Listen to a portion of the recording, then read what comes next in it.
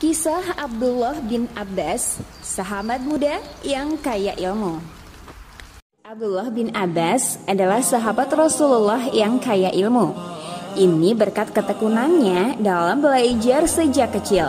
Sehari-harinya ia bersama Rasulullah dan sering mendapat nasihat langsung dari beliau. Beruntung pemuda bernama Abdullah bin Abbas atau yang sering dipanggil Ibnu Abbas ini. Ia terlahir dari keluarga muslim sehingga ia dapat bersyahadat dan beribadah sejak usia muda. Rasulullah pun terlihat sangat akrab dengan Ibnu Abbas.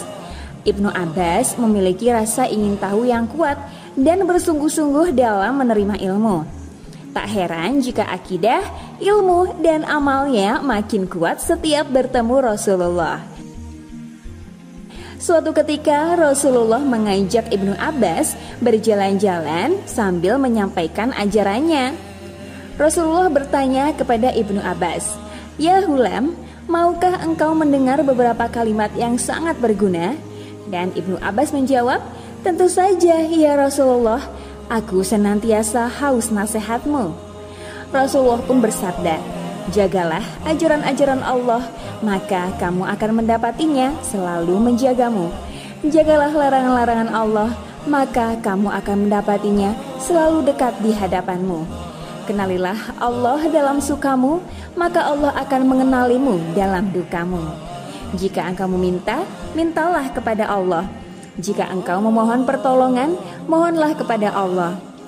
Semua hal yang terjadi denganmu telah selesai ditulis. Ketahuilah, jika semua makhluk sepakat untuk membantumu dengan sesuatu yang tidak ditakdirkan Allah untukmu, mereka tidak akan mampu membantumu. Atau bila mereka bersekongkol untuk menghalangi engkau untuk mendapatkan sesuatu yang telah ditakdirkan untukmu, mereka juga tidak akan mampu melakukannya. Semua aktivitasmu kerjakanlah dengan kesengsaraan dan kemudahan itu tiba setelah kesulitan."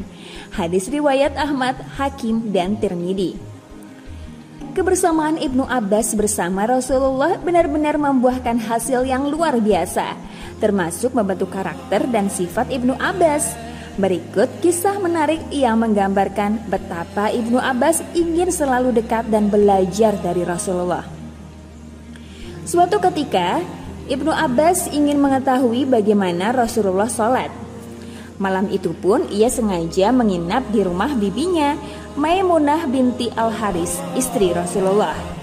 Sepanjang malam, ia berjaga sampai terdengar olehnya Rasulullah bangun untuk menunaikan sholat. Ia segera mengambil air untuk wudhu Rasulullah.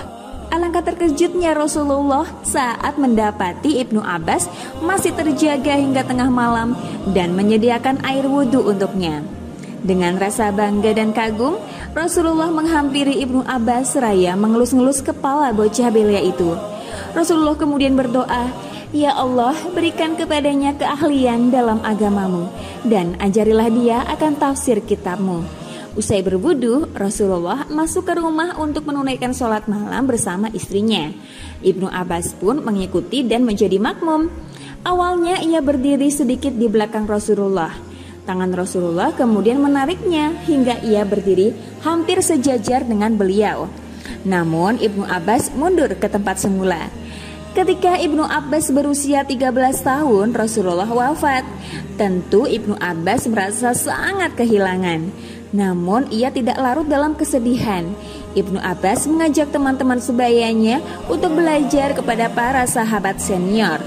Sayangnya, ajakannya tidak digubris.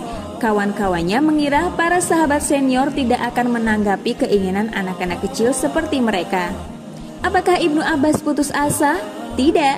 Ia tetap mendatangi para sahabat senior untuk bertanya dan belajar berbagai ilmu agama. Akhirnya Ibnu Abbas tumbuh menjadi ahli ilmu yang menjadi rujukan umat Islam. Bahkan Khalifah Umar bin Khattab sering mengundangnya dalam majelis syuranya dengan beberapa sahabat senior.